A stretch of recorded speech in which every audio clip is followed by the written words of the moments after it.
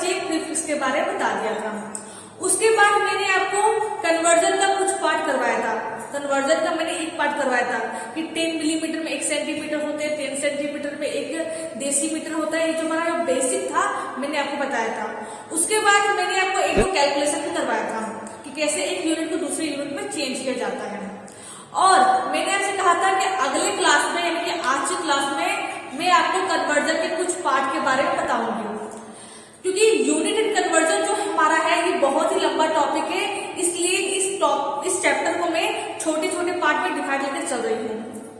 तो जैसे कि आप देख सकते हो यूनिट्स ऑफ लेंथ यानी कि लंबाई की इकाई, यानी कि लंबाई की इकाई को एक इकाई को दूसरी इकाई में चेंज करने के लिए कौन कौन सी वैल्यू की यानी कि मान की जरूरत पड़ती है। तो क्या यूनिट्स ऑफ लेंथ यानी कि लंबाई की इकाई क्या हमारा एक माइल में हमारे 1760 यार्ड होते हैं। कितने होते हैं? 1760 यार्ड होते हैं।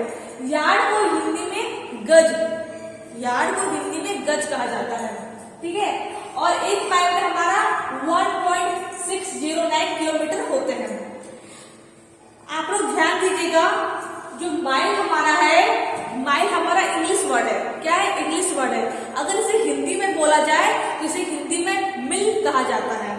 इंग्लिश में माइल और हिंदी में मिल, मैं लिखती हूँ हिंदी में मिल कहा जाता है, ठीक है।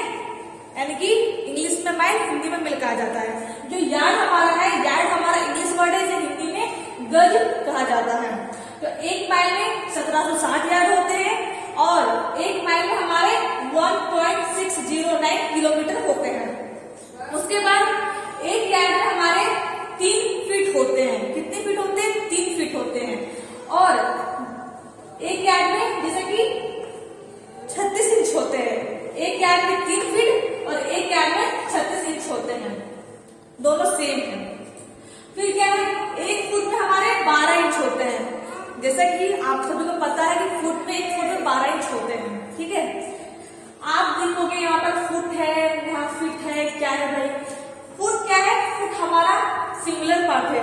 जब हमारा एक हो, जब 1 हो, तब उसे फुट पे लिखा जाता है। लेकिन जब एक से अधिक होता है तब उसे फीट पे लिखा जाता है। फुट और फीट कोई अलग चीज नहीं है, कोई अलग चीज, अलग इकाई नहीं है। दोनों सेम यूनिट है, दोनों सेम इकाई है।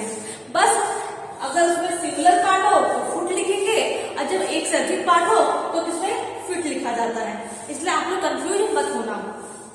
तो एक फुट में कितने इंच होते हैं? 12 इंच होते हैं। जैसे कि आप देख सकते हो एक फुट में 12 इंच, यहाँ 3 फीट है, 3 फीट है।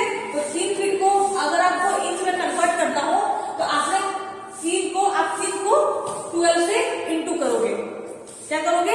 3 को 12 से मल्टीप्लाई करोगे तो हमारा 36 इंच खुद ब खुद आ जाएगा।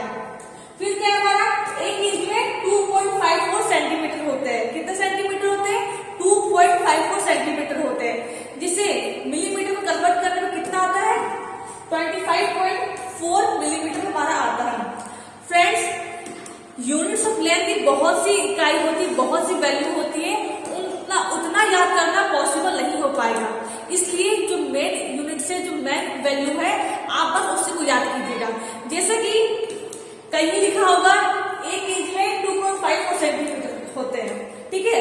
और फिर उसी को दोहरा करके लिखा रहेगा कि एक इंच में 25.4 मिलीमीटर होते हैं। तो उतना दोनों को याद नहीं करना है, बस एक ही को याद करना है। क्यों?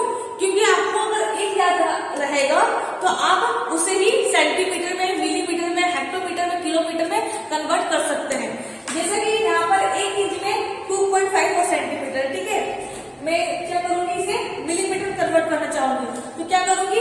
सेंटीमीटर से मुझे मिलीमीटर में जाना है, यानी कि नीचे से ऊपर जाना है, तो मैं मल्टीप्लाई करूंगी। मैंने आपको बताया था जब हम लोग ऊपर से नीचे आते थे तो हम क्या करते थे? डिवाइड करते थे, भाग करते थे। लेकिन जब हम नीचे से ऊपर जाएंगे तो उसे क्या करेंगे? डिवाइड करेंगे, भाग करेंगे। मैंने आपको ये बोला था। तो क्या करना है? सेंटीमीटर को मिलीमीटर में बनाना है, यानी कि नीचे से ऊपर जाना है। तो क्या करेंगे? हम मल्टीप्लाई करेंगे। क्या करेंगे? मल्टीप्लाई करेंगे। तो आसानी से सेंटीमीटर को मिलीमीटर में कन्वर्ट कर सकते हो। इसमें इसलिए क्या है कि आपको बस मेन इंपॉर्टेंट जो है, मेन जो वैल्यू है, बस उसी को ज्यादा याद करने से आपके दिमाग में कुछ घुसने वाला नहीं है, उतना याद करना पॉसिबल किसी से नहीं हो पाएगा। इसलिए जो मेन इंपॉर्टेंट वैल्यू है बस उसी को ध्यान में रखना है। और भी कुछ इंपॉर्टेंट वैल्यू है जो आपके बुक्स में है, आप उनको नोट्स कर लीजिएगा। मैंने कुछ इंपॉर्टेंट वैल्यू के बारे में बता दिया है, ठीक है। और इसके बाद क्या करेंगे, हम लोग कुछ कैलकुलेशन सॉल्व करेंगे कि कैसे एक यूनिट को दूसरे यूनिट में कन्वर्ट किया जाता है। उसके बाद में ये कन्वर्ट करवाने के बाद आपको एक दो क्वेश्चंस होमवर्क में दूंगी, जिसको आपको आंसर कमेंट करना है।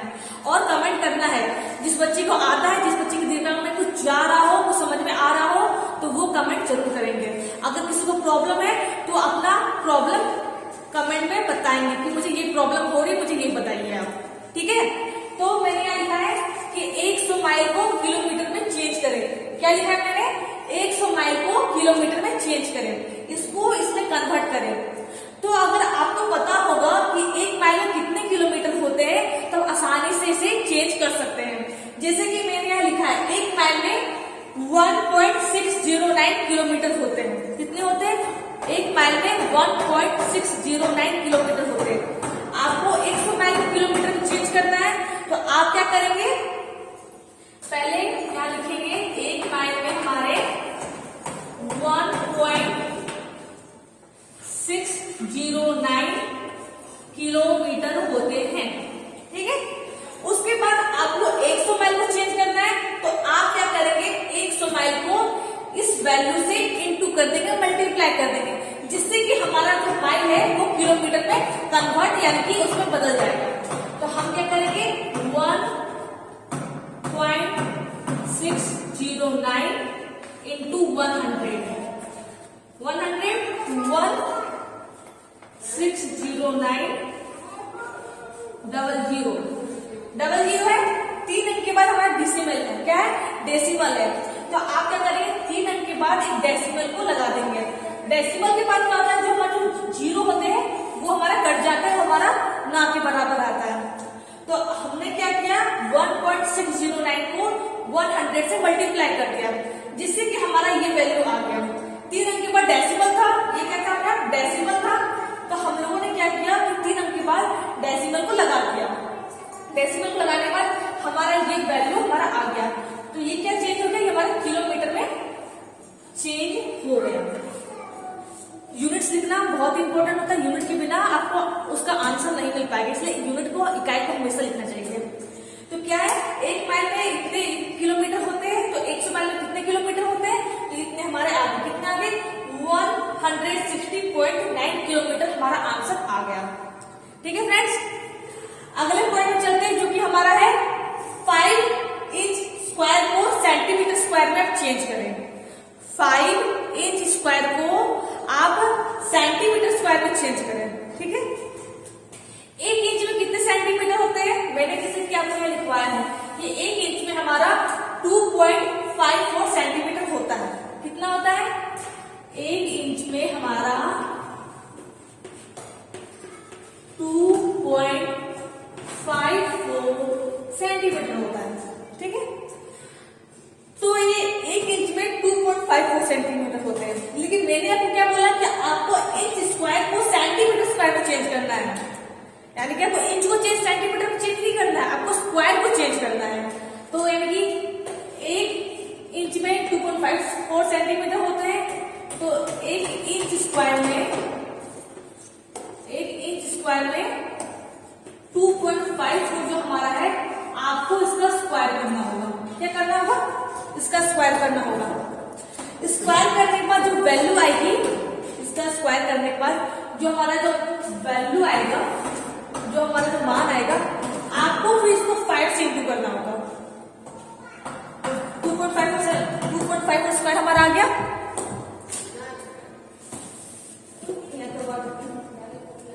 देखिए 1 इंच में 2.54 सेंटीमीटर, 1 इंच स्क्वायर में 2.54 का होल स्क्वायर हम लोगों ने कर दिया।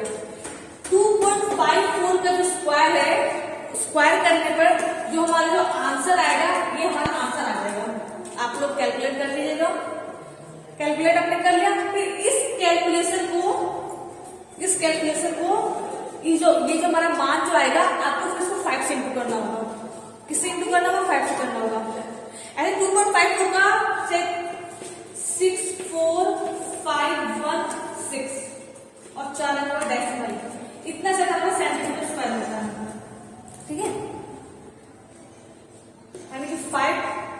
2.54 सेंटीमीटर को अगर आप स्क्वायर करोगे तो हमारा 6.4516 सेंटीमीटर स्क्वायर होता है। उसके बाद इस वैल्यू को आपको 5 से इंटू करना होगा। 6.4516 इंटू 5। अब इसको कैलकुलेशन करने के बाद, इसको मल्टीप्लाई करने के बाद जो हमारा आंसर आएगा वो हमारा सेंटीमीटर स्क्वायर में चेंज हो जाएगा। मैंने आपको बोला कि आप क्या करो, 5 इंच स्क्वायर को सेंटीमीटर स्क्वायर में चेंज करो। ध्यान से सुनिएगा, समझिएगा। आपको क्या पता है कि 1 इंच में क्या है, 2.54 सेंटीमीटर होता है। ये हमारा मेन पॉइंट है। ये क्या हमारा मेन पॉइंट है, इसी के बीच में सारा काम हो रहा है।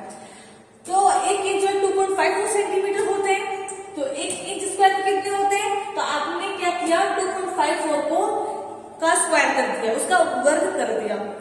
वर्ग करने पर हमारा 6.4516 सेंटीमीटर आ गया। 6.4516 सेंटीमीटर स्क्वायर आ गया। तो आपको क्या करना था, 5 इंच स्क्वायर को सेंटीमीटर स्क्वायर में चेंज करना था। तो आपने क्या किया, 6.4516 को 5 से इंटू कर दिया, 5 से मल्टीप्लाई कर दिया। इसके बाद जो हमारा आंसर आएगा, जब यहाँ मल्टीप्लाई करोगे उसके बाद जो हमारा आंसर आएगा वो हमारा सेंटीमीटर स्क्वायर में आ जाएगा और यहाँ हमारा आंसर कंप्लीट हो जाएगा। ठीक है। तो फ्रेंड्स, मैंने आपको 2 कैलकुलेशन बता दिया है कि कैसे एक यूनिट को दूसरे यूनिट में चेंज किया जाता है। अगर आपको इन सब मान के बारे में पता होगा, इन सब वैल्यू के बारे में पता होगा, तो हम आसानी से एक यूनिट को दूसरे यूनिट में चेंज कर लोगे।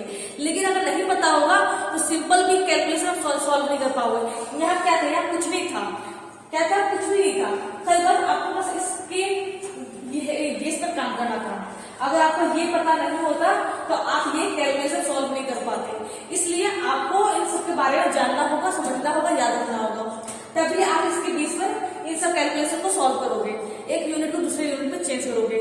मैंने आपको ये भी बता दिया, एक कैलकुलेशन बारे में बता दिया, फिर दूसरी कैलकुलेशन के बारे में मैंने यहाँ बताया कि कैसे आपने 5 इंच स्क्वायर को सेंटीमीटर स्क्वायर में चेंज किया आपने।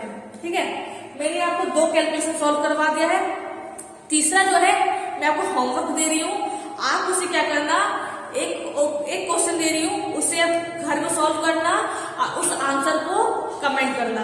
अगर कुछ प्रॉब्लम हो रही है आप लोगों को समझने में, जानने में, तो उस प्रॉब्लम को भी कमेंट करना कि मुझे ये प्रॉब्लम हो रही है, मुझे ये बताइएगा।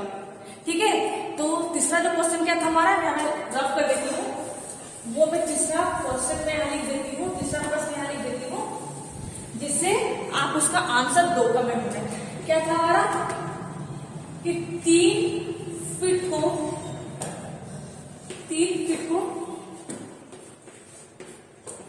सेंटीमीटर बताना। क्या करना है आपको, 3 फीट को सेंटीमीटर में कन्वर्ट करना है। ठीक है।